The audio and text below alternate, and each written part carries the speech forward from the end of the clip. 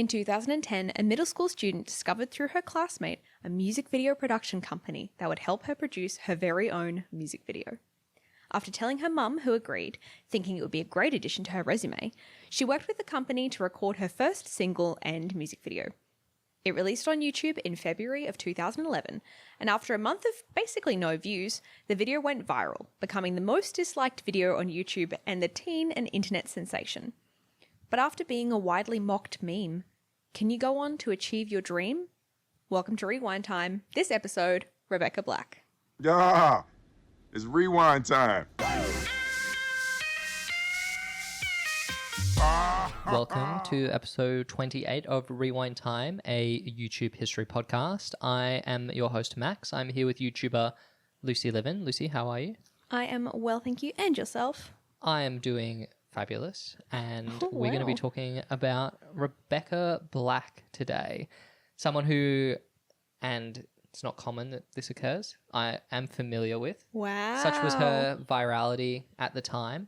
She, of course, as you mentioned in the intro, is the artist behind the iconic early 2010s meme, Meme song? Yeah. ironic pop hit Friday. Yeah.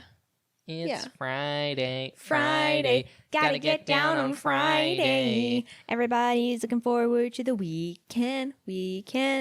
Yeah, so I don't think anyone listening is not familiar with Friday. I mean, there must be some like Zoomers now. Do you know what I mean? Like True. if you're born in like 2000. Yeah. The kids that we Eight? play in Rocket League with like 2015. Yeah, in the their children that we username. beat, or don't beat, I should say. If it more came up accurately. on Roblox Sing It, do you think that most of the people would be able to successfully sing it? Ooh, that's a good litmus test. I think maybe no. Something to think about. So were you obviously familiar with Rebecca Black's Friday? I was. But were you familiar with the rest of her YouTube career? Like yes and no. It was kind of a thing where I believe Rebecca Black sort of did the internet rounds, and as we'll kind of dive into, she did do some collabs with other YouTubers. So I saw her around, you know what I mean? I saw that she was doing stuff, but I wasn't, I would say, like broadly across what she was up to. Yep. But I knew she was still like hanging around the internet, which obviously is admirable given The hostile reaction. yeah. Because for me, I sort of conceptualized Rebecca Black as the Friday girl. And then I thought nothing of her for 10 years.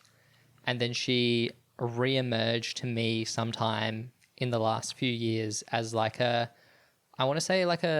post Charlie XCX Hyperpop baddie. Right, yeah. In, a way that I was like, wow, she really just had been chilling on Friday money for 10 years and presumably like went to high school, went to college, had a normal life and is now back as a pop star.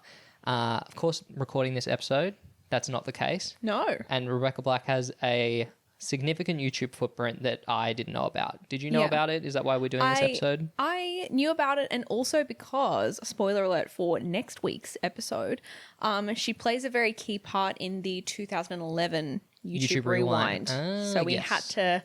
had to cover her, I feel like, before then. But also, can I just say, it kind of gives those like viral slop articles that you'd see when you're like at the bottom of an article where it would be like, remember this girl from Friday? Look at her now. Like, I feel like that's kind of what this is. Like, it would have the picture of her from Friday and then the picture of her in her like pop baddie, yassified. Yeah, I think that's like know what I mean? any child star Yeah. who becomes, and this is of course, just a statement. I right. don't endorse this view, but any child star that becomes hot later in life, there's endless like Us Weekly style coverage where it's like, Yeah. you won't believe what this child looks like. That year where all the Daily Mail did was cover Ariel Winter from Modern Family. Lamau. And just all her different outfits, but they obviously couldn't because I think she was still not an adult, so they couldn't you know how I mean, have they to, still don't, but no, it's but like, you know how the I mean, coverage. obviously they're being like evil, but you Yeah. know how the coverage is, they're trying to be like like scandalous, but they can't be like sexy because they're not 18, because obviously they know what they're doing is deranged. They have to be like young starlet steps out in a, you know, a short, like they try and use like objective word. Do you know what I mean? Look, I can't really describe what's insinuated here in a way that is the PG level that we aspire to on the podcast. Yes, this is But, family friendly. Yeah, to fill in the blank, guys, the point is like, remember this child? You now want to it. And it's like, okay, Yikes. yeah, that's journalism. Anyway, okay, so let's talk about Friday very briefly because, as we said, everyone knows about Friday. But the song, sitting in the front seat, sitting in the back seat. No. You got to describe it to someone who's never seen it. Okay. Okay. What is Friday about? Friday is about it being Friday. Rebecca Black playing, I would say, herself. Mm-hmm. She is a school kid. She is getting ready for her day. Then she's getting in the car, going to school. It's Friday celebration. It's obviously very memeable because of I would say, the plain and simple lyrics. They're so funny. Exactly. Her nasal singing style, which is quite unique. Only in this original. It's like only in this one, I would say. It's very much gives like It's untrained singer. yeah. She's a child. Yeah. She's a 13-year-old when Yeah. she's recording this song. Do you have a favorite lyric?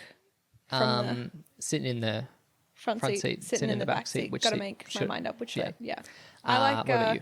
gotta have my bowl, gotta eat cereal, saying everything and time is going ticking on and on. Yeah, you knew much more Friday when we rewatched this than I Well- remember. I don't really remember much bar the chorus. It's disturbing to me when I, revisit memes like this that are very like of the time. I'm like, okay, this was in 2011. And as we were watching it, I was being reminded of all these memes from the video. Like I was hyper focusing on, in particular, there's one scene where they're sort of in a green screen scene where they're in a car and they're standing up in the back of the car dancing.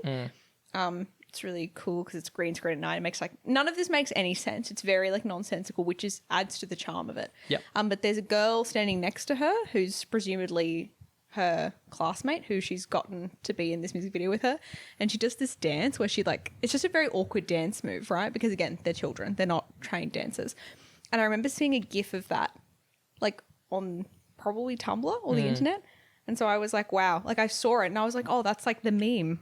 And I could see it in my mind replaying. And then I was like, wow, I've really been chronically online for like 14 years. And that's a bit concerning to me. Yeah, I only remember watching this video. I probably watched it once and was like, wow, that's the video everyone talks about. And then I recall no like further spins on it, memes on it. Like I was just that's what I'm saying. Like to me, Rebecca Black just vanished into the ether until like 2 years I was probably ago. making Rebecca Black Friday memes in 2011. Like bad ones. Wow. But yeah, I remember this being a big...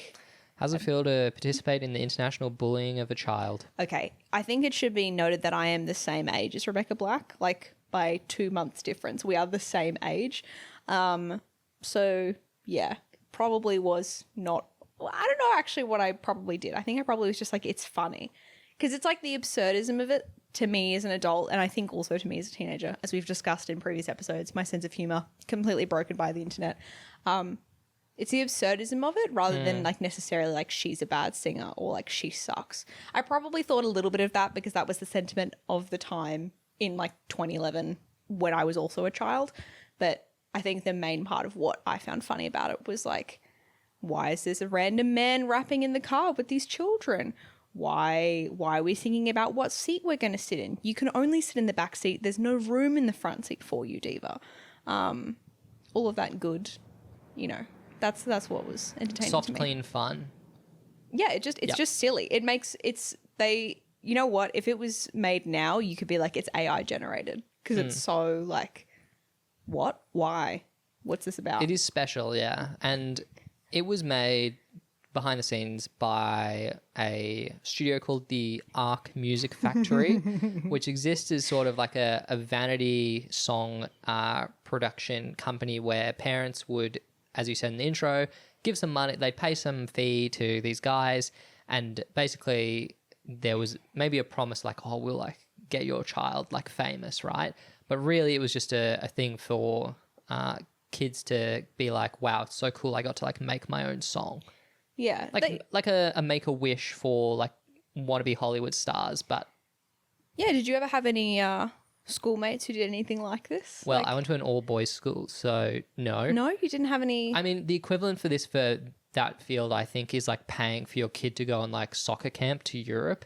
And you're like, wow, they're going to train at Barcelona. And it's like, mate, they're not going to be the next Messi. Messi didn't have to pay to play. I had people from my school go to Oxford University to do like a summer course there. Oh, that's another classic one, yeah. Yeah, and I remember being I went to Oxford. I remember being very went to jealous at the Harvard time Business because School. obviously we could not afford it because it was like so expensive. Yeah. And it obviously was not an actual qualification or anything. It's just like It's just a school trip. it's just a school trip. But I remember being like, oh, I'm gonna go to Oxford. But I'm pretty sure there were.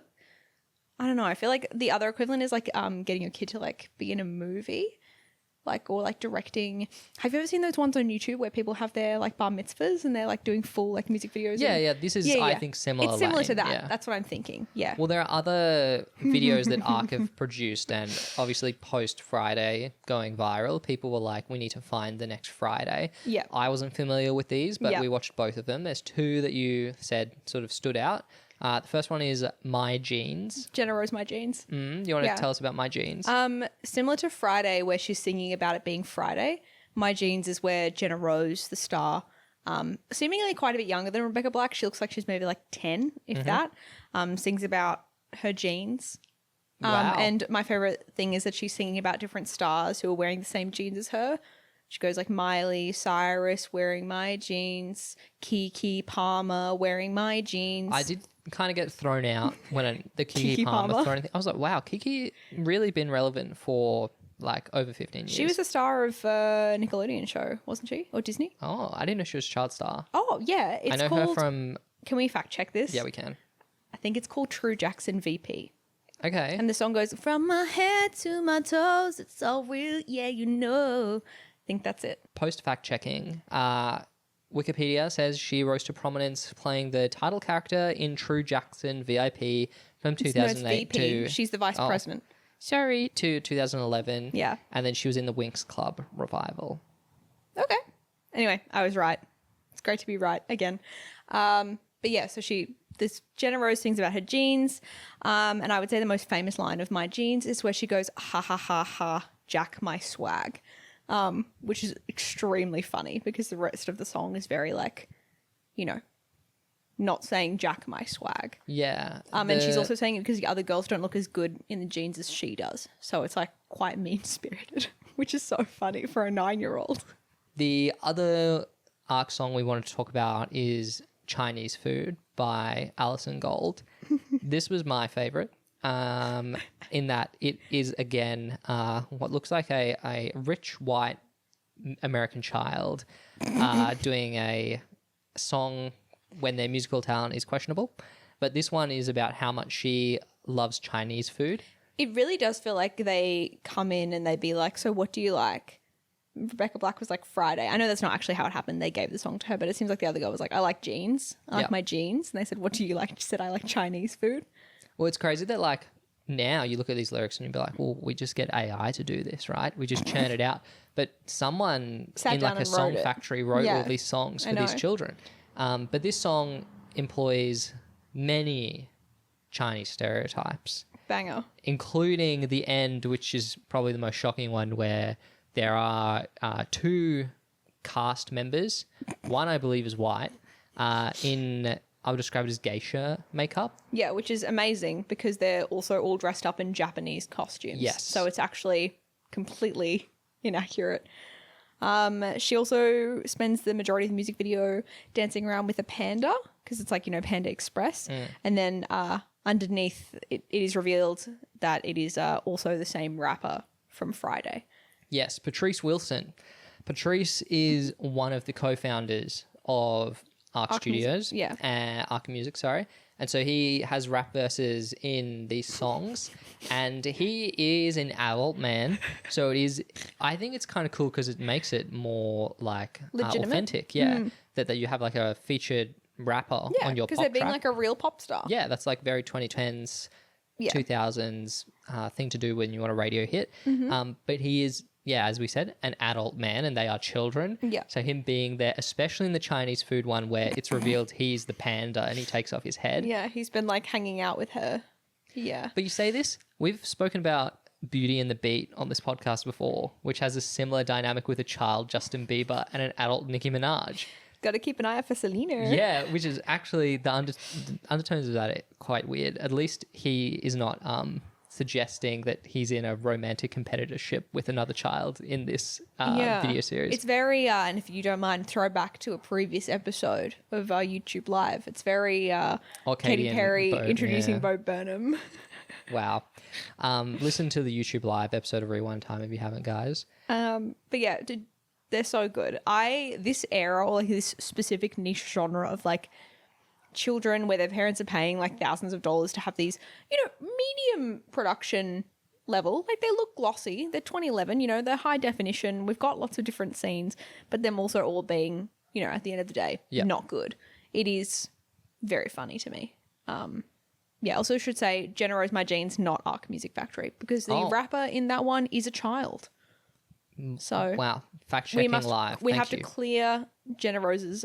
So that was like a different. It was a different. Make Your Kid a Star. Yeah, I think there's multiple of them. Oh, I'm sure there is. It's the child music industrial complex or whatever.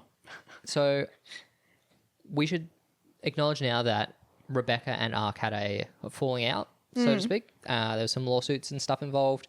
I think it was a case of Arc had never made anything commercially successful before. Once they did, they didn't really know what to do. Yeah, their entire business model was just off running the grift. Yes. Is it really a grift? They do what they promise they're going to do. Exactly. I mean, unless they're kind of being like, oh, we're going to make your kid a star. Well, that's kind of on the kid. Well, but if they were, I don't know, they could be being like, oh, we have these connections, like da-da-da-da. I don't know. But at the end of the day, if people are, paying for a music video and they make them a music video. It also wasn't that expensive. If you're talking commercial video shoots. Yeah. I think it was $4,000. $4,000 for a Friday. And they got to keep the publishing rights, I believe. You could pay less and not keep them. Yes, which I believe is probably what they were upset about. But ultimately... Yeah, and these guys, and we went down this route, they did some weird stuff where they made sequel videos and generally shot they fired shots. It's not very Rebecca interesting. Black. You can look into it at your own leisure. Yeah. We thought about talking about it, but we have now. But yeah, that's. But basically, they're out of the picture. Rebecca is unaffiliated and basically independent artist from now on. Yeah, she does get signed to a talent manager though. Yes, they scoop her up pretty quickly, and I saw that the connection was through Ryan Seacrest. He hooked her up with a proper Hollywood talent manager, and at this point, kind of, as Friday's going viral, that talent manager is earning their check. I feel like she is doing cool things. Yeah, I don't know if much money was changing hands. No, I don't know about that, but in terms of just establishing a profile or maybe looking, I don't know. Looking after, she's a 13-year-old who's been relentlessly bullied on the internet, and I would say some good things come out of it. Let's talk about her immediate sort of activities in the months following Friday blowing up. People like Daniel Tosh are involved in popularizing it, and as you said, their reaction is universally negative, one of the most disliked videos on YouTube, but of course it has a heap of views, so a lot of people want to talk to Rebecca. It was the most disliked video and only surpassing Baby by Justin Bieber. Is so the funnily enough, last YouTube Live, did it beat that record? Not YouTube Live, you mean YouTube Rewind? Yes, sorry. Yes. So it was Baby, Friday, Baby again. Lamau. And then YouTube Rewind. But it was so far beyond anything. It's, ratioed. We'll get there. So we have Rebecca on the Jay Leno Tonight Show. Sure. She is sitting on the couch with Bradley Cooper. Which is funny. And what would he have been promoting? Silver Linings Playbook? Oh, you're testing me here. So this was 2011. Silver Linings Playbook is a pretty good shout. Yeah. Or, could be like The Hangover 2, But anyway, he's there. She's there. Jay is a very good sport. And I think he's quite... There's a sort of divide here where, like, people online are, like, telling Rebecca that she should, do bad things to herself, blah, blah, blah. That she's ugly, she's not talented. Exactly. Yeah. And then there are, like, people who are literally, like, so nice, like you would to a child who's done something. So that reaction is, it's very interesting how the internet... He's being very empathetic. Yes. And can I just say, for a 13-year-old who's, like, seemingly never, like, has just blown up, Girly Pop, I don't know if she had, like, no media training or they just gave her a quick crash course, but she is, like, very well-spoken and very gracious, I would say. Like, compared to other children who are on live TV. She's very much like, well, I don't know if it's live, actually, it's probably pre-taped, not important. But she's very much like, yeah, like, I was really upset by the criticism at first, but, like, I understand, like, people think it's funny. She's just being very, like, chill about it and very, I would say, like, measured, whereas you could easily see, like, another actual, like, big teen star being like, yeah, I'm really sad about this, or, like... Well, I think you would see what happens, and it, I believe, happened in one of our other, like, child videos become lolcow examples, where as soon as the negative attention comes in, they take the video down. Yeah. And Rebecca actually says in her Draw My Life, spoilers, that ARC went to her early on when the video started getting views and were like, we can just take this down. Yeah, like, we don't want you to get bullied, which, exactly. Shout out to Patrice Wilson. Yeah, he was like, that ad revenue, I'll forego it because your mental health is most important. Ad revenue, but probably, you know what I mean. But she was like, no, I'm not going to let the haters win. And in hindsight, the right call, because obviously enormous profile. It's giving supported by family. It's giving mentally stable child. Yeah. Like, supported in terms of, it is upsetting that these people are saying these mean things about me, but ultimately, like, yeah, I shouldn't give in to people who are criticizing me. And she fully acknowledges and has this sort of, I think self-awareness is a good descriptor, where she's kind of just like talking about, how they just settled on the song Friday, and she's like, oh, well, they offered me another song which was like more about dating and like being with a guy, and she's like, but I'm 13, so that didn't really feel appropriate or like accurate to my life. And I was like, okay, you know what I mean? Like, she's very like, and multiple times throughout she's like, I mean, I'm 13. And I was like, yeah, damn, she is 13.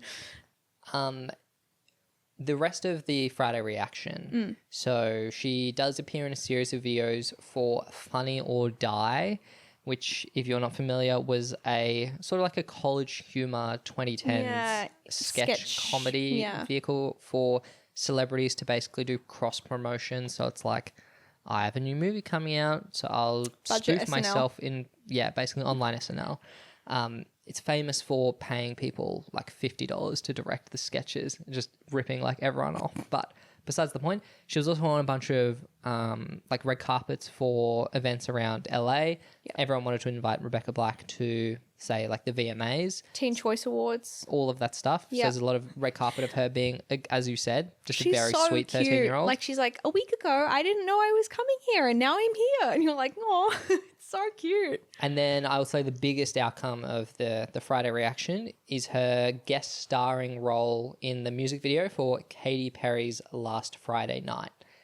So I sort of did lie in the intro because I knew Rebecca Black was in this music video. So she didn't completely vanish off the face of the earth after Friday, because I have seen this music video. But this was shortly after. Yeah, this was in like this was in the same year. I think it's in 2011, but I think it's like a few months later.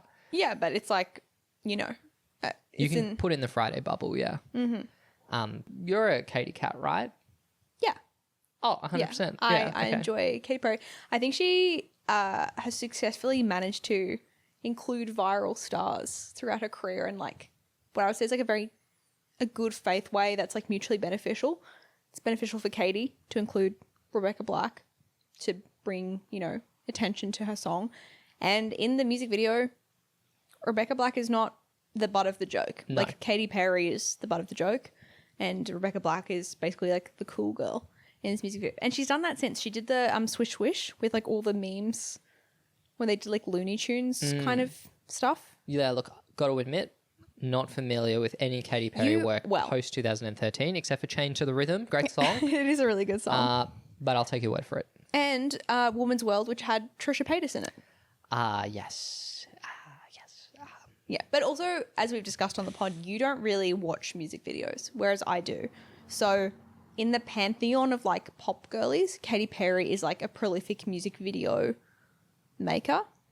But I'm more into her like upbeat stuff than like Raw or Firework. I got the eye of... Yeah, okay. Anyway, not important. So yeah, last Friday night, big win for Rebecca. Yeah. I would say this is a less high profile win, but more relevant to us, is Rebecca Black's featuring role in the 2011 launch of the 4G network in Australia by Telstra, the main telco in Australia. Yeah. For context, guys, Telstra, big telco here, I guess the AT&T of Australia. 4G network was faster phone connection, cellular, watch YouTube on your phone.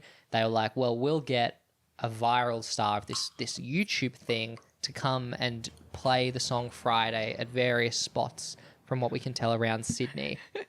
I can see the through line in terms of what they were thinking. Like they were like 4G equals internet. Internet equals YouTube. Yeah. YouTube equals Rebecca Black. Yeah, and I think they were probably like, Rebecca, will you come to Australia? We'll pay for your flight. And she was like, okay. I reckon she was paid for the Yeah. engagement. Well, she's got an LA talent manager. She was probably paid, but it was probably, given she was a child, probably cheaper than some other internet options. You know what I mean? I mean, yeah, sure. I don't know. Anyway, she, from what we can see in people's like phone footage at the time, it's like, here she is in Circular Quay by the Opera House, singing Friday. Here she is in Martin Place, singing Friday. And there is like maybe 15, like I would describe them as rabid teen fans. Yeah, you were asking me if this was like legitimate or not, and you were also asking me if from my POV, as someone who's the same age as Rebecca Black, so at that time I would have been like 14, you were like, would you go, if you lived in Sydney, would you go to Martin Place to see Rebecca Black perform Friday? And I think I said no. Because I was like, are these people paid by Telstra? Like, are they extras? No, I think because they they're were so enthusiastic. Yeah, it almost was to the point where we were like, are they like bullying her? Because like everyone else is kind of like, you know, like filming it, but like you can tell that they're being like, something's going on. Like this is a thing, but I don't know what it is. That's the vibe from everyone else. And then there's like, 10 people right in a line right near the front of where she's performing, just on the ground, by the way. It's not really like a stage. It's just like they've got like some media walls up and some speakers. And they're being like, yeah. You're like, surely not. But maybe. Look, having said that, from an earlier video we watched, Rebecca was like, I've just hit 1 million followers on Twitter.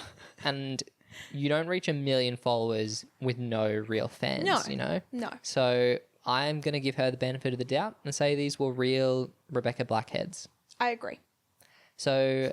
Not blackheads. I was trying to pull for what the fan name is, but it never really got mentioned. Blackheads. There's no Katy Cats. Clogging up the pores.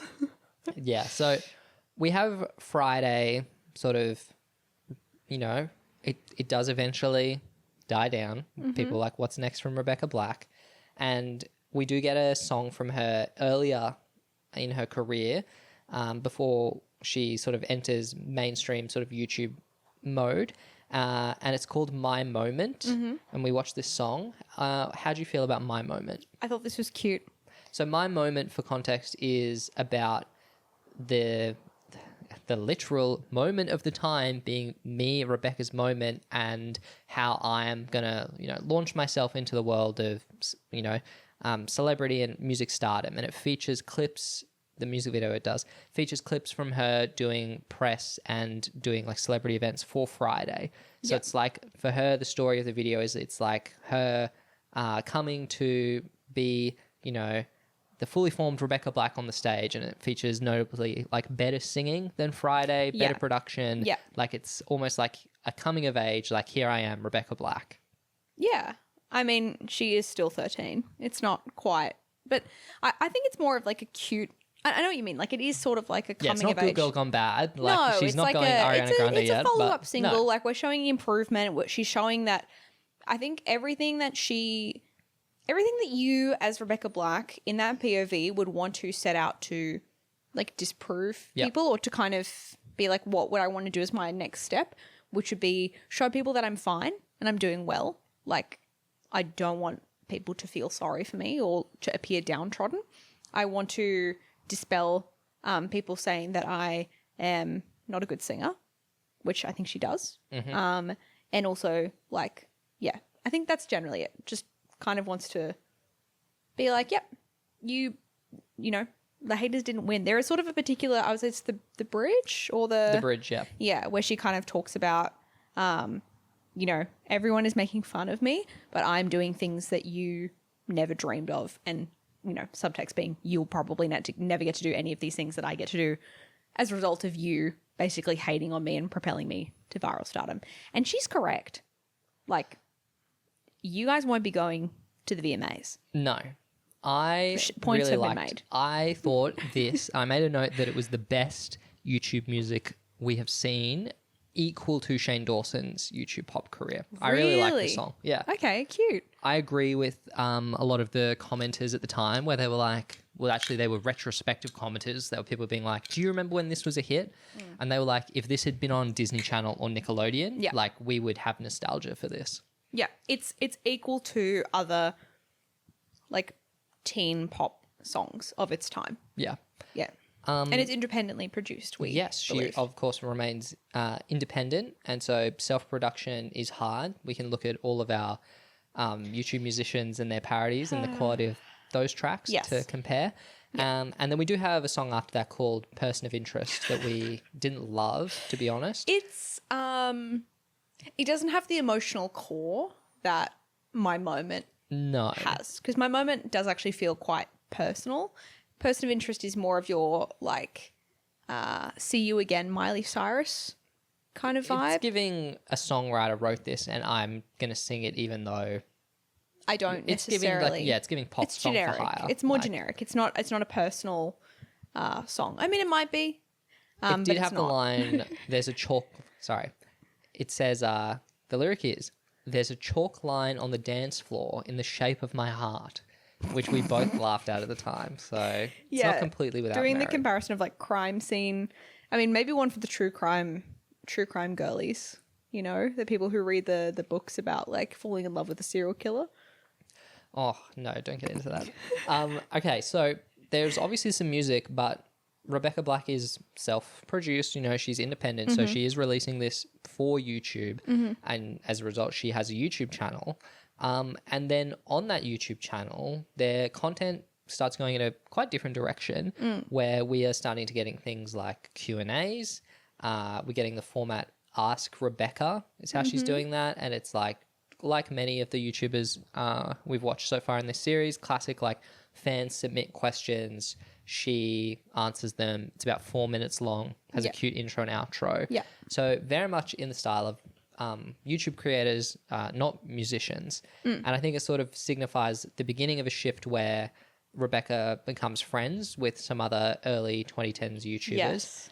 Do you remember any of those? I mainly remember she does like a Draw My Life. Yes. Kind of around this early period, which again we go, wow, that's a very YouTube thing to do. I guess what's interesting here is like, I think where a lot of other musicians that we've covered, like Bo Burnham and co, they kind of try and veer away from being like YouTubers, where she like leans into the YouTube. Being a YouTuber is seen as like the bottom rung of a Hollywood thing, even by some YouTubers themselves. And it's like they see it as like you graduate to doing mainstream media. Like TV actors graduate to doing movies. Right, sure. Of course, now everyone just does whatever. But whatever pays, you know, Super Bowl ads, commercials. But she seemingly like, and correctly, I think, leans into social media and YouTube, knowing that it is actually what will get her music videos funded and, you know, kind of grow her star power. Yeah. But she does this Draw My Life where she talks about how through the process of doing Friday and kind of her follow-up song, like My Moment, she talks about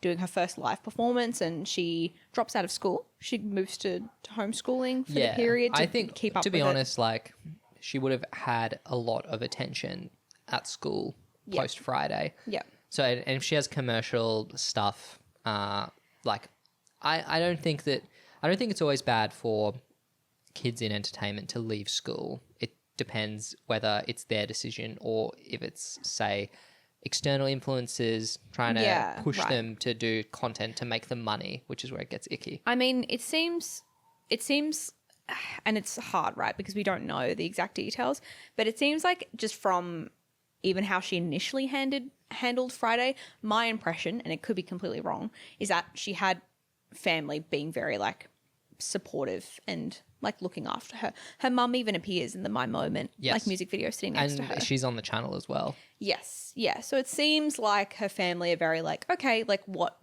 makes the most sense in this instant? Like, and I believe she does go back to school afterwards, or she maintains doing homeschooling. But she just was like, the way she discusses it in this video was like, it didn't make sense for me, or it was being very disruptive in this like period where, you know, Friday was really taking off, where I was going to LA all the time. Like it was really tiring. So my family decided to put me into homeschooling for that period. And I'm like, that makes sense if my child, like, and if that was something my child wanted to pursue, which it seems that she does and did. Also, like homeschooling, if done by like professional educators, is not a bad thing. Arguably would be more effective than being in like state education. Obviously, it's just problematic that many stereotype about parents are the schooling and are they the best teachers? Yes. Anyway, in that Draw My Life, she mentions she's made some like friends through YouTube, which makes sense given she talks about being lonely, like she is a star at a young age and obviously homeschooled. Yeah, very isolated from her school peers. Like much of our, many of our YouTubers on this series, I think that the isolation of being homeschooled encourages them to be more communicative online and build a network that way. We have the first ones are O2L. I laughed so hard when she drew their like names on the Draw My Life. O2L, and I could be wrong on this because I think I was a little too old to be fans of them because they're the same age as me. So, like, you know how, like, One Direction is, like, a little bit older than us, right? Like, they're not the same age as us exactly. You know what I mean? Don't know about that. Sorry, let me just... It's not... I feel like you're more likely to have younger fans than, like, the age you are. Yeah. And that's another thing I thought weird about the Rebecca Black in Telstra thing, where I was like, she is younger than the people. And that's why I was like, are they actors? Yeah, anyway. I see what you mean. But so I think O2L, I just missed this era of YouTube because I assume it's because they're the same age as me. I think that's why. Like but O2L, I believe they were a boy band, but I'm not so sure if they have any music. They're a YouTube collaborative channel. Okay, so they're not a boy band, but the reason why I think that is because a couple of them they did went a on tour, to do you know, music, so and they did a tour. That's a thing. So they're not a boy band. They're just like a group. Yeah. And there's also I also got confused between them and the Janoskians, who are an Australian version of that. Very quickly, the O2L, Our Second Life, the members of that are Kian Lawley, Ricky Dillon, Trevi Moran, Connor Franta, JC Kalen, and Sam Potteroff. Yep. Just for those playing along at home. And so, naturally, I had no idea who these people were. Will we cover them on Rewind Time? We will. Oh dear. Especially, I think Connor Franta is quite key. Quite important. I feel like people talk a lot about Kian Lawley, but I don't know anything about that man. Yeah, let's leave that for later because the other person mentioned in these videos is Alexa Losi, who was a beauty guru at the time and remained active on YouTube for almost, I want to say, probably 10 years throughout the 2010s. And she is only 30 now. So much like Bethany Moda, she was like a teen sensation and then continued making content through her 20s. And much like Bethany, honestly, a lot of them follow the same path. She has entered like semi-YouTube retirement. Yeah. So she's still obviously got a significant following on Instagram. But as a YouTuber, I'd say she's in retirement mode. But she makes beauty content, and I think you can see the effect of that friendship on Rebecca, who in the years to come will trend in a more beauty lifestyle creator direction. Yeah. You were not familiar with Alexa, right? No. No, cool. No, I was not. Honestly, you can only have so many beauty gurus in your rotation, right? Yeah, I think you kind of gravitate towards like the ones you like, and then they're sort of like your... They're your like girls. They're the girlies you're subscribed to, and then there's the girlies that you like. What's the word? the casual friends. Yeah. There's your friends and there's the acquaintances. Yeah, or like it could be like I was following certain beauty gurus and then they would be like, oh, this is my friend, and they would collab and I'd be like, oh, okay. And then, you know, whether or not I follow them or subscribe to them is a different thing. But yeah. So as I said, she's got friends that are YouTubers. She's making lifestyle YouTuber style content, and that comes with collaborations. She does her collaborations. She calls it the tag series. And the most important one for our perspective is the best tag ever with Miranda Sings. Lucy, who is Miranda Sings? Wow, that's pretty good. Yeah. I'm so excited for the Miranda Sings episode. Miranda Sings is a character created by Colleen Ballinger, another person we can add to our YouTube Mount Rushmore of cancellations. Spoilers. Oh, come on. As if everyone hasn't seen that ukulele video. It's so recent too. I know about Miranda Sings because you and your brother, friend of the show, were such large Miranda Sings fans. I believe that one or both of you have seen her live tour. You have purchased merch from her. You've definitely watched a lot of the videos. My brother was the main fan. And yeah, I'm sure he was. no, I found out about him from her. Her from him. Like he was watching the videos and he showed them to me.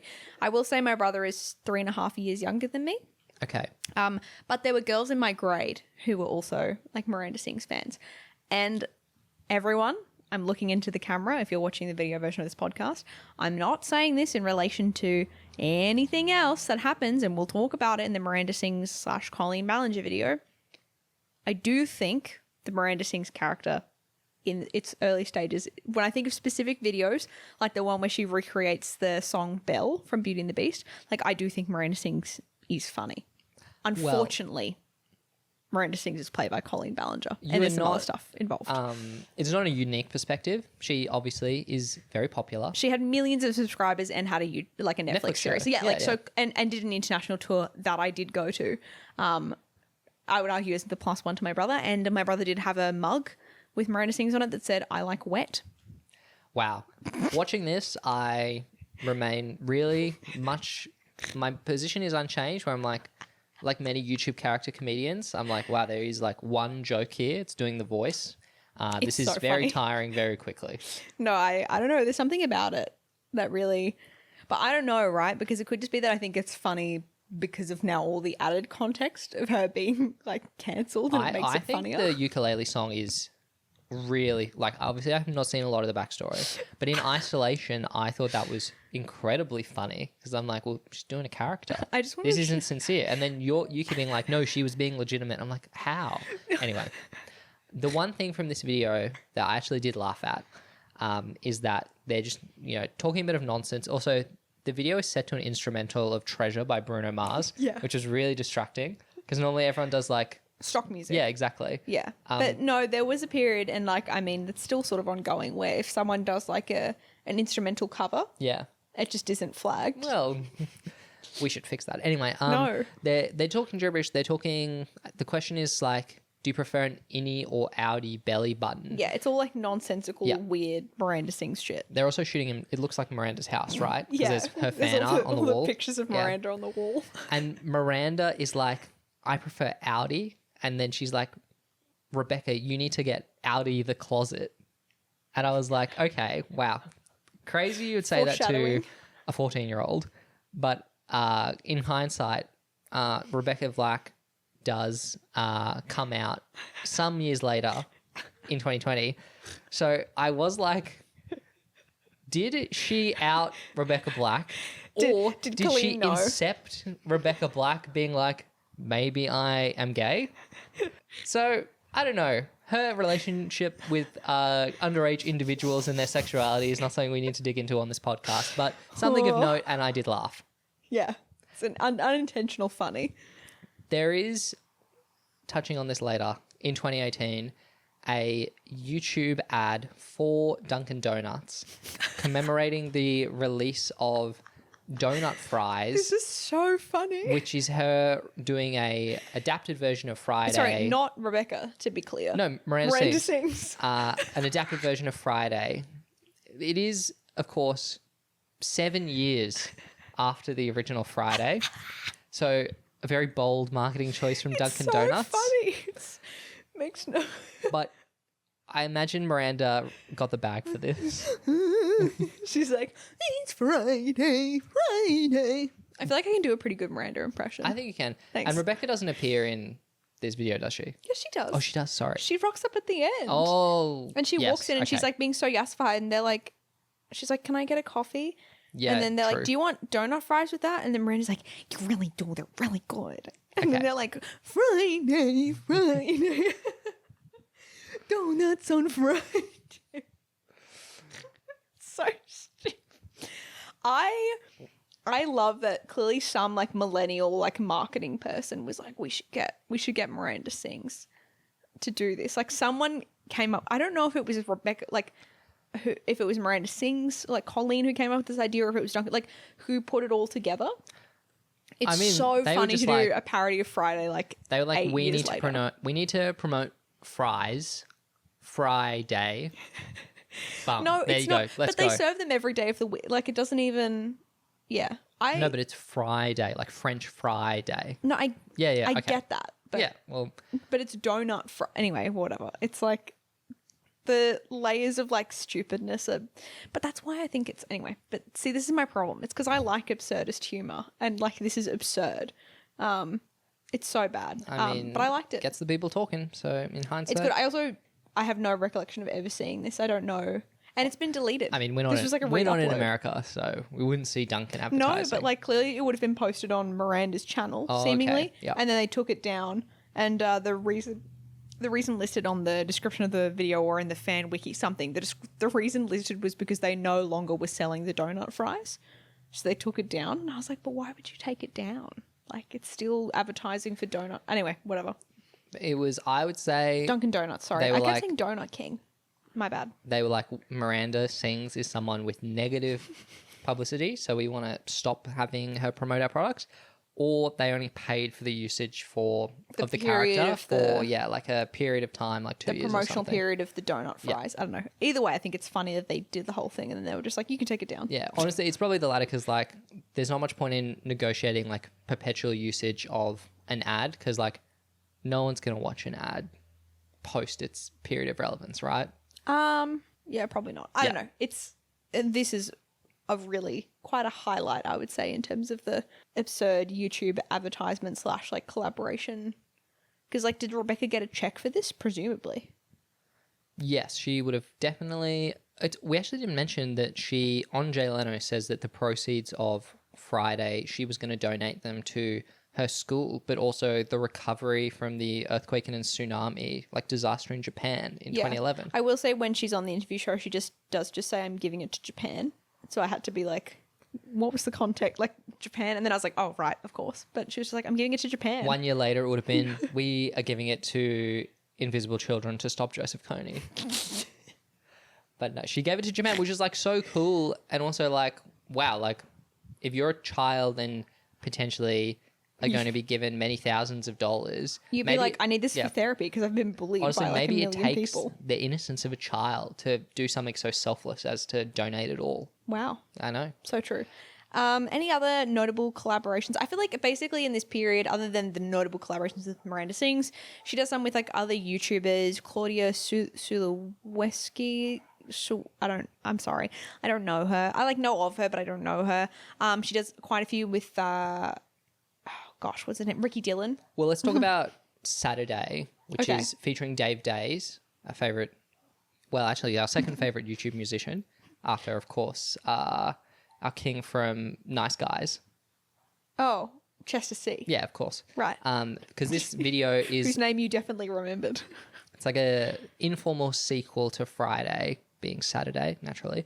And it's a legitimate song, like self-produced again, but it does feature a lot of YouTubers. We notably saw Connor Franta and Ricky Dillon. Gen X Pen, I Yeah, think, sure. is another one. They're all credited in the description if anyone's interested. There's lots of references to Friday. She's eating out of a bowl that's a cereal bowl on it. She's writing. There's like stuff on the ground. They're writing on the beach and they're writing like lyrics from Friday. Yeah. It's very, Yeah, it did not go, of course, as viral as Friday, but it was pretty successful, and all of her videos around this time, the lifestyle stuff included, all has a floor of like 200,000 views, which is a lot of views. Yeah. Like, she is a successful lifestyle YouTuber. Yeah, you can tell she's very much like we've seen with other creators that we've covered on the pod. She's got her like a YouTube group of friends, like her clique, if you will, and her collaborators who she does seem to have, you know, also genuine friendships with. They're all hanging out, making videos together. Everyone's getting, you know, the benefits of each other's audiences. This is very 2012 YouTube core.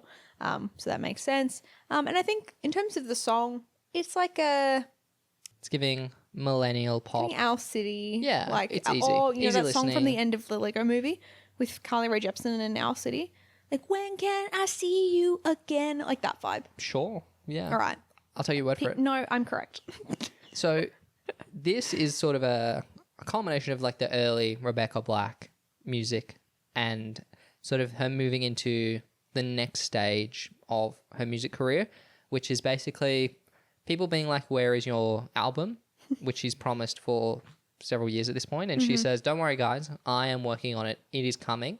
And she continues to post like new singles and do covers, sometimes with other YouTubers. But the album doesn't come, and you can look at the content, and there's much more lifestyle stuff than there is music. So for the next several years, she is firmly in YouTube lifestyle territory. Yeah.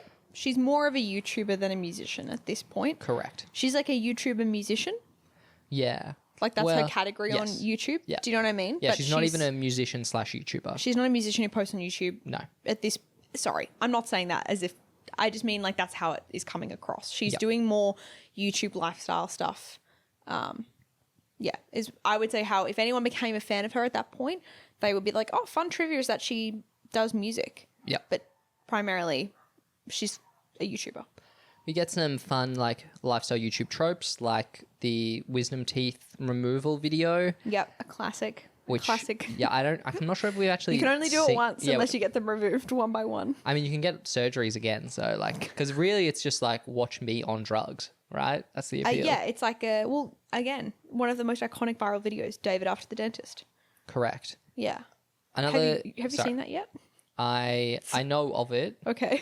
I don't think I've seen it. No. Yeah. Or if I have, I would have turned The it off convention quickly. is just like being high after going to the dentist. We get a new series, which is these songs will change your life. Every video in the series is basically titled that, which, as an SEO play, Hey, I understand brave. that. I understand that. Sometimes you just gotta title the thing the same thing, but very slightly different. no, but like, there's a lot of them with the exact same title. Yeah, no, I know. Oh, okay. Yeah. She just goes, these songs will change your life, and then 2 months later, these songs will change your life, and then 2 months later, these songs will change your life, and then 2 months later, these songs will really change your life. So And it's the recommendations of stuff. I think it's kind of mean because like you watch music YouTubers, they're going like Anthony Fantano, and he's going to recommend like something niche, and you're like, wow, like your taste is like obviously far beyond mine, and that's why I'm coming to you as an authority. But she is just like, have you heard Bounce by Big Sean? I love it. And you're like, wow. no, it's And it's cute. cute, yeah. It's cute. It's not. Like, obviously, yeah, she's still a teenager. I think she has more sophisticated music taste than like, Her audience? Probably, yeah. and probably, I don't know, probably me. She was saying, I mean, I know them now as an adult, but I'm watching like a 21-year-old talk about songs Yeah. that I know about as a 28-year-old. So that's not really, And I'm 27. She is a working DJ later in life. And so, naturally, to be a successful DJ, need like a wide range of musical references. So, it's a cool sort of crossover between her like musicality and her like influencing, or I guess her YouTube career, if that makes sense. I will say the reason why I believe, and I could be wrong, that she does so many of these videos is because at this point, we're a few years on now. We're in like 2015, 16, 17, 18. She's doing YouTube, as we said, more of a lifestyle YouTuber for like 5 years. And at this point, her views have gone down a little bit. I think they're still really strong considering, again, like kind of where she started and like what she's doing now. But her video views are kind of dipping below that 200K mark down to like the 50K mark, or kind of averaging from between 50 to 150K. That's like the range. And these videos are all getting like 150K. Like when you look back at the videos before this video that she posted, they were getting like, 40K, 50K, 60K. And then she posted these songs will change your life and it gets 150K. So clearly she's like, okay, let's. And like, I get it. But she can't make money from these, right? Yes, she can. But she plays like licensed such. music. No, but she plays such a little amount. Of Really? Them. Yeah. Okay. There was this thing, and I don't know if this was like a rumor or if it was like at the time. It was like if you played less than 7 seconds, Yeah. you don't She flag plays the long. copyright. Yeah, it's longer than that. But I mean, I don't know. I think it depends. Yeah. Sometimes when you upload a video to YouTube, and you would know this, you upload it, it does the copyright check, and if you pass the copyright check before you publish the video, you can still get copyright claimed after, but like you usually go, okay, I'm probably good to go. So even if you then get copyright claimed like 3 days later, most of you is going to be from those first 3 days anyway. So also, if you're a big YouTuber like Rebecca, you have connections at YouTube. So yeah, in the event that you would have she's a copyright music issue. YouTuber, Yeah. so like I'm not sure, but yeah, not sure exactly. But either way, whether or not she's making money on these views, it's bringing in views, which is bringing in new subscribers. So Yeah, and like the rest of this content, and there's years here, but I don't think it's that interesting from the story of Rebecca Black. But it's just stuff like what I eat in a day. There's stuff about her sort of her health journey. She's really into working out, eating healthy. I did think it was kind of interesting. We looked at in 2019, there was like a video with what I would describe as like 2019 YouTube SEO title. And it was a haul video. And I was like... summer try-on haul or Yeah. something. It was called Huge Summer 2019 Try-On Haul. And I was like, okay, a haul video, sure. Like, people make haul videos, that's useful. And we click in. Yeah. Well, as I'm about to say. And I was like, oh, that's so crazy. It's Princess Polly. That's the brand that she's done a haul on. Princess Polly, an Australian fast fashion brand. And yours truly has done a Princess Polly try-on haul. Yes, I have. Probably also in like 2019. I've worked with them more recently, but actually the most recent time I worked with them, we like, can I contractually say, we agreed, or I pitched that I should do a different concept because I don't really like to do straight up like haul content anymore. So I got to do more of a like styling type of video, but this exact type of video is like the stuff I would watch when I was like a little bit younger. And actually Rebecca says in the video, she was like, yeah, I love watching hauls. And I was like, she's just like us for real. She's just like the girlies. Girlies love to watch a haul. But yeah, I did think it was funny because I probably have read the exact same, because I've worked with Princess Polly for a few years. And a few years back, I did a video that was probably basically the exact same. I probably got the same brief as Rebecca Black, the same like creative instructions. And get your bag, Rebecca. And it's cute. Like it's a video, but it is funny to think that like, yeah, me and the girl who created Friday just be doing the same video. Yeah, I just think it's more just like, it's so foreign to think like Katy Perry doing a haul video, like someone who's like a mainstream celebrity, but it just shows like how immersed in like lifestyle YouTube culture Rebecca was, that she was like, oh, the natural thing for me to do is to do a haul video of a brand I like. Yeah, I think, well, it was obviously a sponsorship. Like, it was a sponsored video. I think that's pretty clear to us.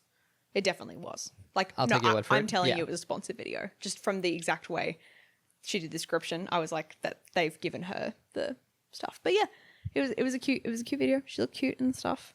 This brings us into like 2019, and there's still been some music. We sort of were like, it's giving like BB Rexa, like Rita Ora, like girl on dance Yeah. pop tracks. Like, Well, it's the not very music's distinctive. finally coming. Yeah, After her...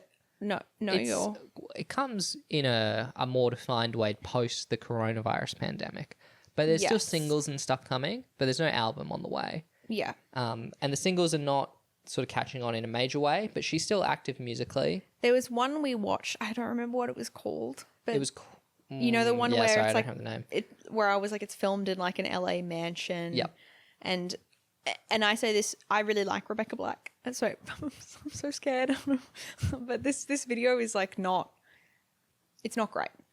And I say that because we are about to see some videos that really cool. Yeah, it's very giving she's still searching for her Yes. artistic voice. persona, Yeah. and she's trying to figure out who Rebecca Black as an artist is. Yeah. And this, as you said, does give BB Rexa, Rita Ora, like People who I would Selena describe as Gomez. having not distinct artistic personas.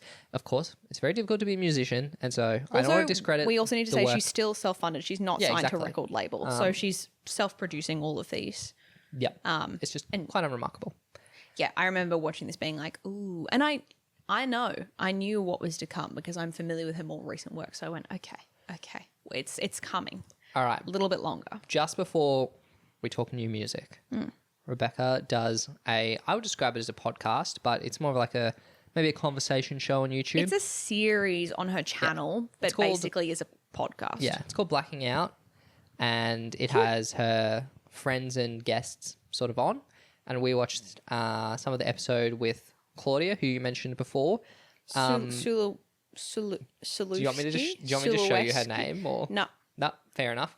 And we clicked this one because I recognized someone in the thumbnail, and that is Phineas, who is the brother of Billie Eilish. And an artist in his own right who we saw at Laneway. Correct, yes. Couldn't tell you a Phineas song, but I know he produces all of Billie Eilish's music. I quite like that. Yeah. So we'll give him the time of day. And I was just like kind of random. Why is he on this episode? And yeah, it's because he's dating Claudia, and Claudia is Rebecca's bestie. Yeah. And at this point they've just like had their 1 year dating anniversary. So Rebecca's just kind of interviewing them and like it's just a conversation. Yeah, honestly, they're chatting with each other more than Rebecca's chatting. She's just there as like kind of a no, but it's sort of it's like she's interviewing the two of them. Third wheeling, yeah. Yeah. And yeah, it's very sweet. But you find that Claudia and Phineas have only been dating for a year. And then we Googled it and they have just gotten engaged. Like last month. Congratulations to Claudia and Phineas. Very cute. But yeah, which obviously also they talk about the reason, the connection that they have as well, the three of them, not just Rebecca to Claudia and then Claudia to Phineas, is that Phineas actually wrote and produced, like he co-wrote or produced a song with Rebecca. So they've collaborated previously, which is pretty cool. And on this series, we mentioned the view count before, but this is way more niche than other stuff she's doing. Yeah, it's getting like 40K. 20K. Yeah. And like podcasts are niche, you know, like more people watch YouTube videos, lifestyle YouTube videos, than they do listen to music podcasts about people in the music industry, right? I also think that like when we are, watching videos for this podcast and we're researching, we kind of don't take into account like the upload frequency and like, so it's sort of like she's mostly doing this series and she's not doing, seemingly from how I was like looking at it, she's not uploading as frequently. And she is also not doing, like, she's not doing like a haul and then a blacking out episode and then a makeup video and then a blacking out episode. Yeah. She's sort of doing like 2 blacking out episodes and then something different. And yeah, and it's honestly at this point she has been a lifestyle YouTuber for 7 years. I think just like the natural life cycle of a lifestyle YouTuber is that your audience ages up with you and it becomes harder to maintain a viewership just because people get older, their tastes change, maybe they are busy with their own life and the thrill of watching someone live vicariously is diminished. And so unless you sort of can pull in a new younger demographic, which is hard because like you have to relate to people who are not like you, like that's why I think you see a lot of these YouTubers in this field as they get closer to 30, they just start pulling away from YouTube. Do you think that thesis? Do you think slightly it's true? disagree. Oh, okay. I slightly disagree. I do agree in that I think that is the life cycle of many YouTubers in the lifestyle space. I think maybe obviously I have a different opinion because I watch a lot of creators in this space and I would say that I fit into this space as a creator.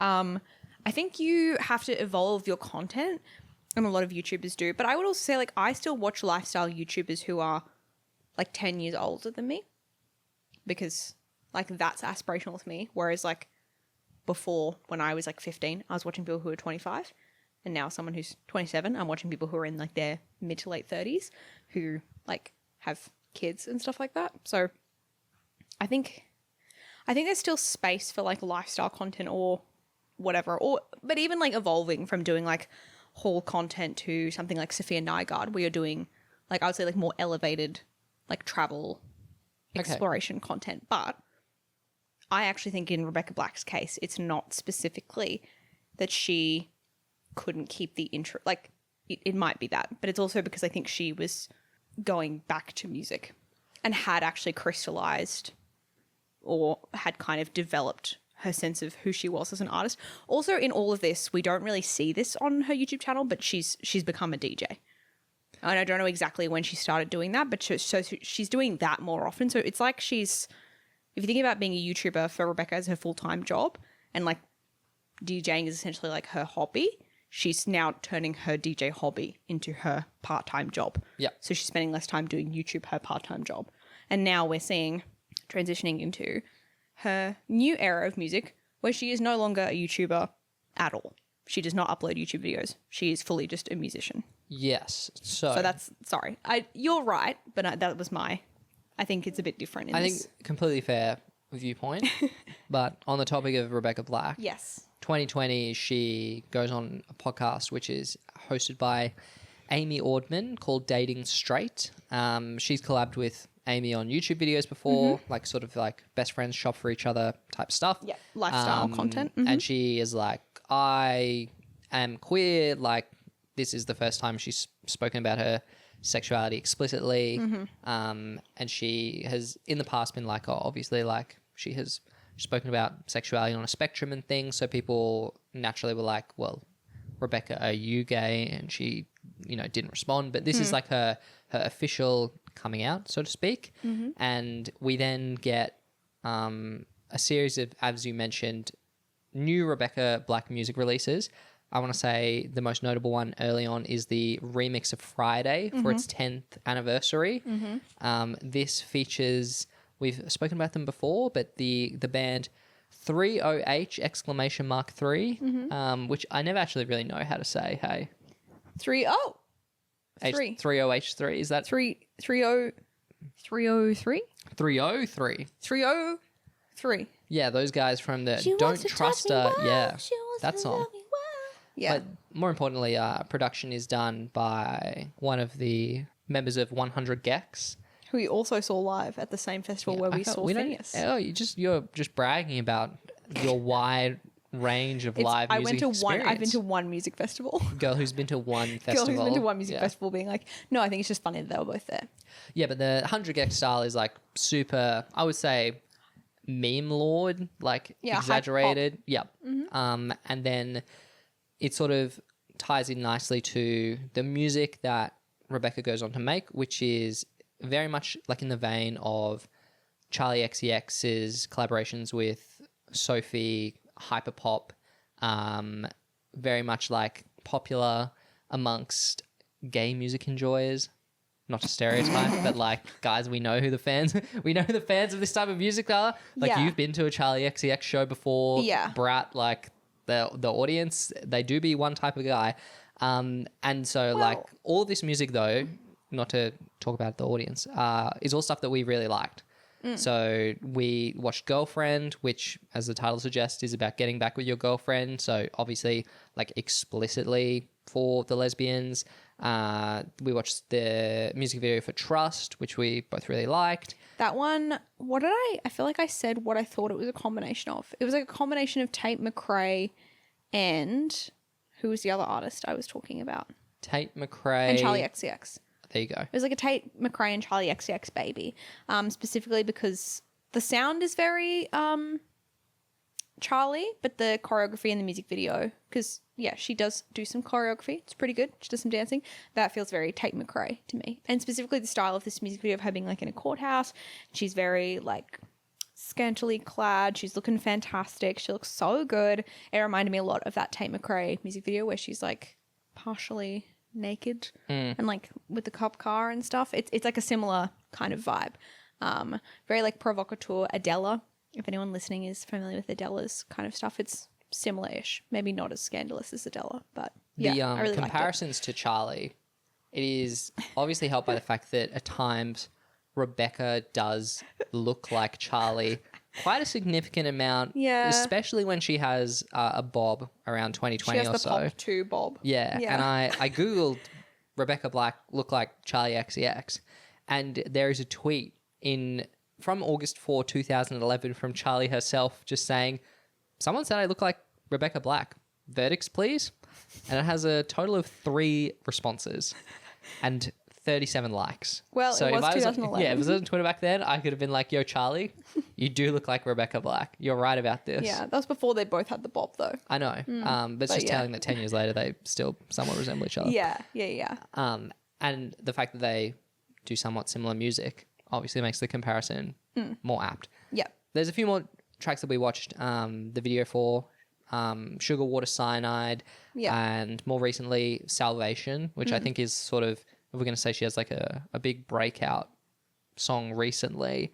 The music video for this, it's the one where she's a widower and it's like a funeral scene. It's really good. It's really cool, yeah. Yeah, very, very slay, really good visuals. Like the song as well. I think Trust is so far the most viewed because I think that probably would have been the one that would have, like, just because of the kind of edginess of it, probably would have made more headlines, specifically with what we were talking about before, being like, remember this girl from Friday? Look at her now. Her boobies are getting pushed up against the courthouse, like the judge's desk thing. What do you call that? Yeah, The thingy?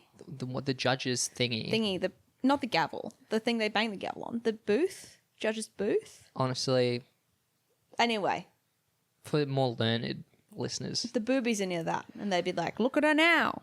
She's an adult woman. The thing is, I think that what separates this from like Kelly Clarkson style sexing it up is that we have like, so like Kelly Clarkson. So what I mean by that is like former child stars feeling they need to sex up their image, which is like a rite of passage for female pop stars. When does Kelly Clarkson do that? When does Kelly Clarkson do that? Do you want me to look it up? Sorry, we Initially, paused to fact check that. I said that Kelly Clarkson went through this, but I meant Christina Aguilera. But pop musicians, especially in the 2000s, the girls were like, I need to shed my family-friendly image and sex it up, you know? Yeah. Okay. I'm glad that we clarified because you kept saying Kelly Clarkson and I kept going, I really don't think she's ever not been family friendly. I was a baby at the time. You know, I wasn't listening to the blonde radio. blindness. You just saw two. And I don't watch music videos. So when the girls are sexy, like, I just don't know because I'm listening to the CD, you know? You know what I'm saying? So it didn't really affect me. But yeah, like... You heard Genie in a Bottle and you went, I think this is the person who did Breakaway.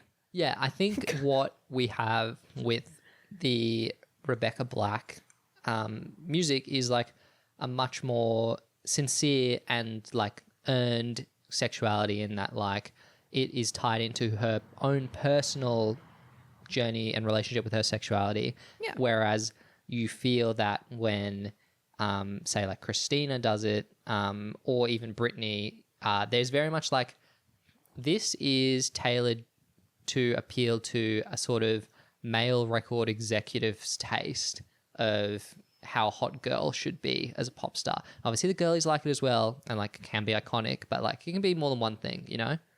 Yeah. It feels very, and I mean, you know, to take it back to, what was it? Crime Scene. The Crime Scene song where she talks about her heart being a chalk Person outline. of interest. Person of interest. You know, which felt, you know, it's a good track. It's okay. But obviously there's not really the sense of personal connection from Rebecca to that. Whereas in this, it's obviously, yeah, you can tell it's more about who Rebecca Black is as an artist. It's a more fully fledged. Yeah, and she even does some React content in the 2020s, watching her old videos and talking about how, I wasn't sure of my like sense of artistic expression at this point. And now, naturally, I have found sort of my lane and I'm more comfortable with the music I'm releasing. And obviously culminating, she has released an album which got pretty positive reception. She is a touring musician. She's a DJ, like you mentioned. Yeah, she did a DJ set. The last video uploaded to her channel is her DJ set from Lollapalooza, which is really good. She's having a lot of fun. The audience are really into it. Yeah, it makes sense. I think she is friendly with Charlie XCX and Addison Rae, I want to say. I feel like her and Charlie were at Boiler Room together. I mean, look. I want to say that happened. You're either a friend of Charlie or, like certain global megastars as of recent, an enemy. So I think she's on the friend side, do you know? I don't think they have any beef. She probably wasn't at the wedding. No. she's not releasing diss tracks about her calling her a chihuahua, you know? And that brings us to our concluding thoughts on Rebecca Black. It is just, we've said this before, but it's obviously very notable that, yeah, she's basically the same age as us. So much like Bethany Motor, you talk about someone that, like, they've been in the public eye like more than half their life, and then they're still only like 28. So it's like, Yeah. oh, you've done a lot of living. That's a hard 15 years, and Yeah. you're still basically a baby. Yeah. That's crazy. Yep. Final thoughts on Rebecca Black for you? Any? Look, for me, it was just a good learning experience. Like, I had no idea that she was a lifestyle YouTuber, and more importantly, like, a successful one. Like, if you've been like, oh, what did she do after Friday? And it's like, oh, she made like what I eat in a day videos. I would have been like, well, of course, like, no one cared about that. But no, like, no one compared to like getting like a bazillion views on Friday cared, but having 200,000 people care about all of these videos means you're still one of the biggest lifestyle creators, right? So like, that's very impressive. Yeah. She, definitely had fans, like, irrespective of her music career. And, you know, I hope for her sake, and I'm sure they would have, that like people have then who followed her watching those, you know, lifestyle videos for years have probably followed her through to her music career, especially if, you know, you usually assume that lifestyle creators, you know, their fans are usually a little bit younger than them, or like you kind of from the type of video she was doing, like the tags and the kind of YouTuber haul back to school kind of vibe. You know, though she's 28 and they will now be 21 and able to go to Lollapalooza and have a really good time. As we saw some of the audience members, big sunglasses on, they were having a good time with Rebecca Black. So yeah. Cool. Anything from you? Yeah, I feel like we've mostly covered male YouTube musicians. Is that correct? Or like, yeah, I don't think we've done Lonely Island. Taze on Day is maybe. Well, I don't think we've done many. We haven't done like musicians. A pop star girl. Yeah, because it's tough. Because I don't know if obviously music videos are very popular on YouTube, but I don't know if they fall into the type of YouTube that we're interested in, which is like a form of new media, right? Because music videos existed since like MTV, you know? Yeah. And actually YouTube did kind of kill music videos in a sense, given they contributed to the downfall of cable television. And as a result, this is very boring, but like music video budgets shrunk as a result. Where are we going? So I don't really want to talk about music video creators too much.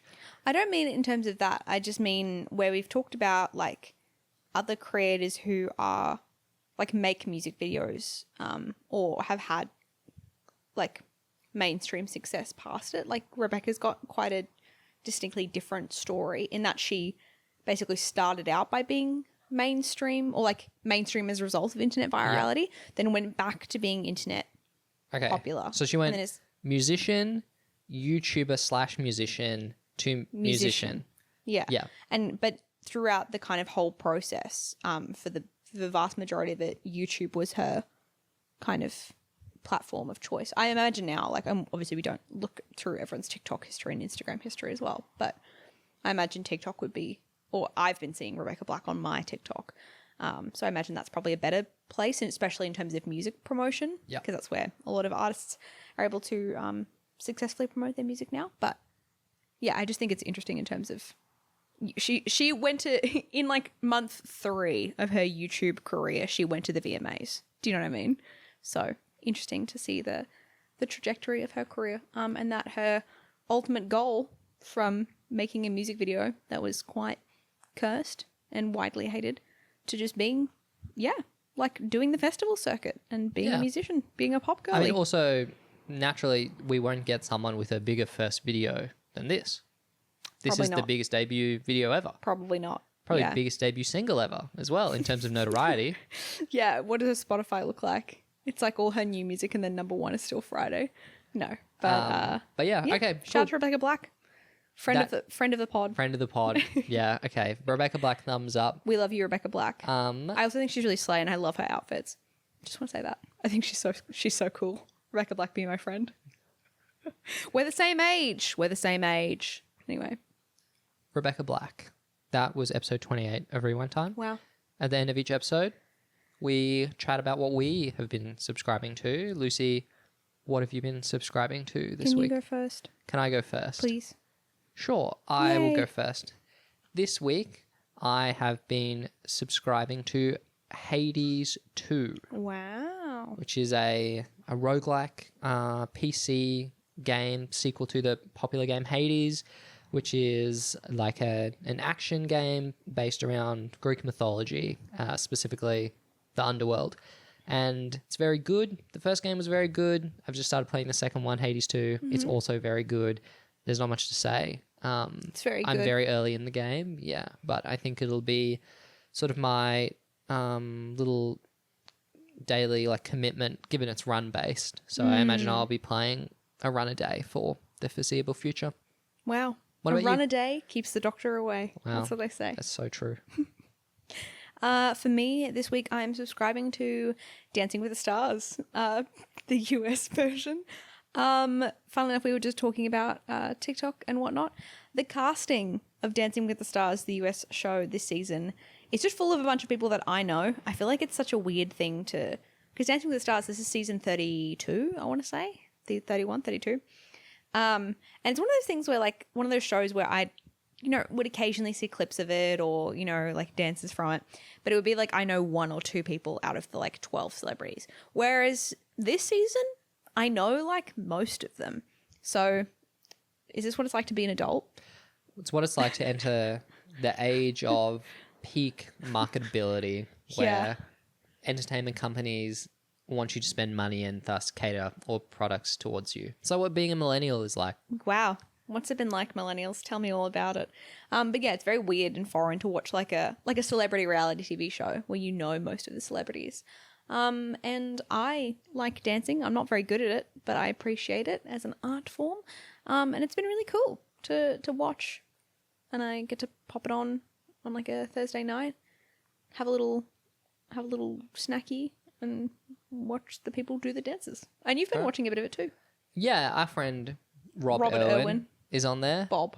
They used to call him Bob, and they don't do that anymore. Oh yeah. They used to be like little Bob Irwin. I think that his grandfather is also a Bob. So I think that's kind of confusing. But they're like, what's more sexy? Robert. They're like, oh my god, Bob. But yeah, so like of course I support our fellow Australian and Yeah. I hope he wins. And his sister had the mirror ball several years ago. Bindi won. Don't know what that means. Mirror ball's the trophy because Oh, it's fair Dancing with the enough. Stars and it's Okay. a mirror ball. Dun, dun, dun, All right, dun, that was dun, this dun, episode of Rewind Time. Woo. Thank you for everyone who's been leaving comments and reviews on Yes. various podcast platforms. There's a comment from our... What episode was it? Jenna Marbles. Yeah, Yes. about James Charles. Yes. Yeah. And you being a menace, which you were, by the way. Yeah, look, I stand by what I said. He's a very watchable, charismatic figure. Like, I can see why he's successful. Some people, they're a star. You just know it when you see it. No. Anyway, thank you to everyone for leaving comments and reviews and ratings. Please review and rate us on Spotify so people can discover the magic of Rewind Time. That would be amazing. That would be so amazing, you guys. And we will be back next week with an episode on another YouTube Rewind, the second one on this Woohoo. show, which is another milestone for us, and it is hosted by Rebecca Black. Wow. So it'll be a great Spoilers. two-parter to listen to with this one. Cool. All right. Thank you for listening, and we'll see you next week. Bye. Bye. Ah, oh, that's hot. That's hot.